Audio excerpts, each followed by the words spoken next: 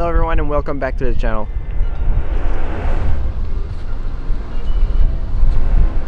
So in the last episode we were able to start the bike. It actually runs pretty okay, but I'm concerned because there's a lot of oil coming out the exhaust. It's actually like really liquid inside the exhaust. You can just put your finger in it and then it comes out like really oily. I'm pretty sure there's something wrong with the engine, probably piston rings or something like that. It's been sitting for like 12 or 15 years. Even just like giving it some gas, you see it hesitates and stuff. So I'm pretty sure there's something wrong with the engine. But anyways, we're gonna take it off and rebuild it. It's just not now. For today's episode, we're actually gonna check the compression just to see if it's good or not. Let's start. There's a couple of things that need to be addressed on this bike. The exhaust is actually hitting the shock right here. I think the bolts here are not all the way in. The rear brakes are gone. The tires are pretty good though, but front brakes are gone too. The front stem here is really loose. You can hear it clock. Also the front shock seals are really gone. They're all ripped apart. For now, that's pretty much it. Let's go do the compression test.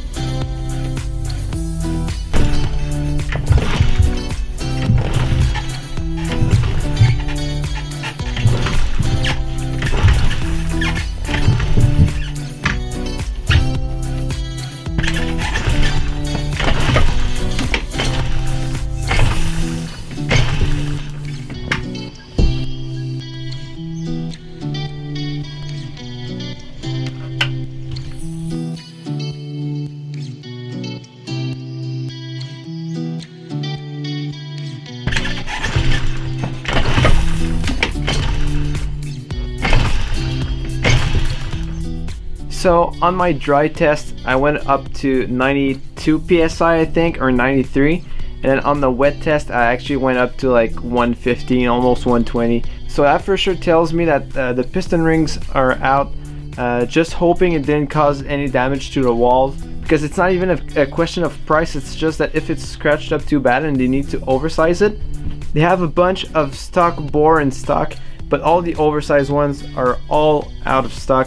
So really we just have to see how much bore we need to scrape off that cylinder just to see what kit we're buying.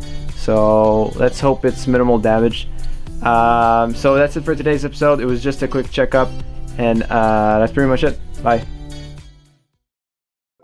Alright guys, so while editing the video I realized it was really short. I wanted to do a rundown of all the parts I need to order and the prices they cost, just to give you guys an idea of what we're gonna do. Of course, it's a full restoration. There's a lot of parts involved, but thankfully I do all the work myself, so there's not gonna be any labor cost.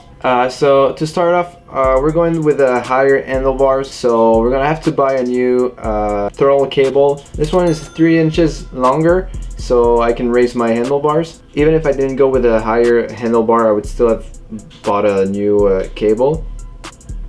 So after that, whoa!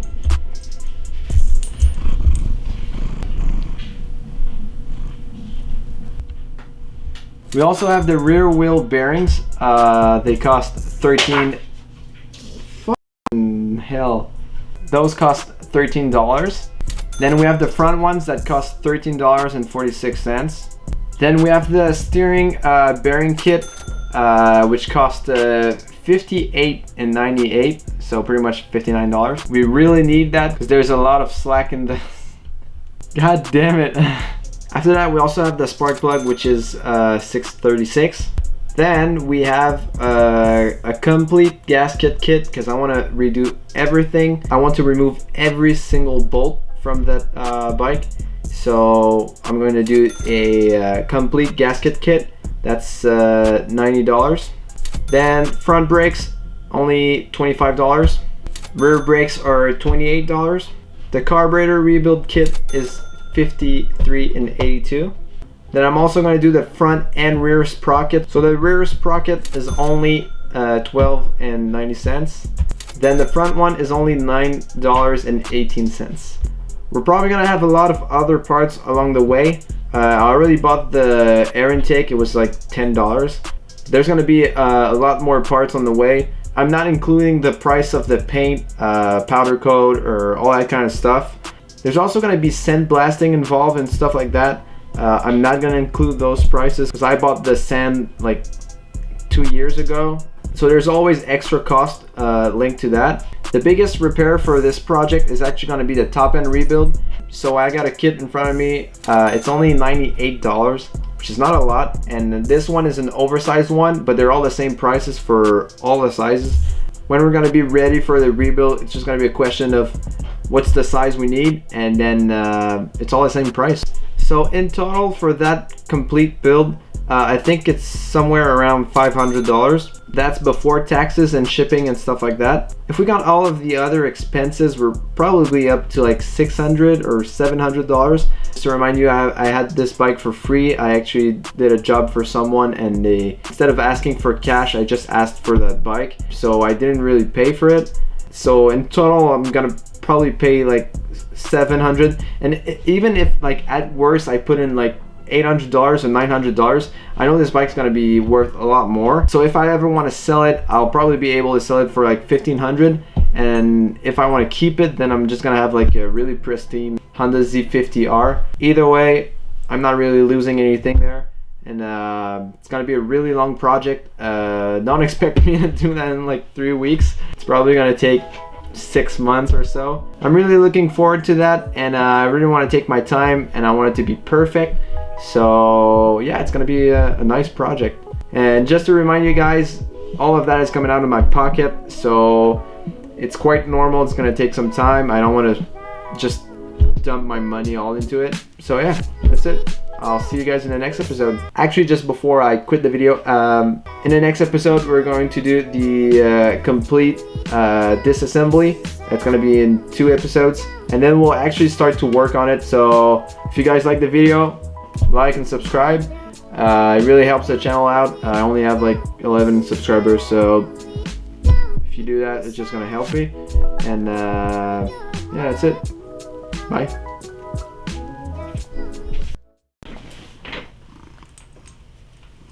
Ayun na. Pas dire à la caméra.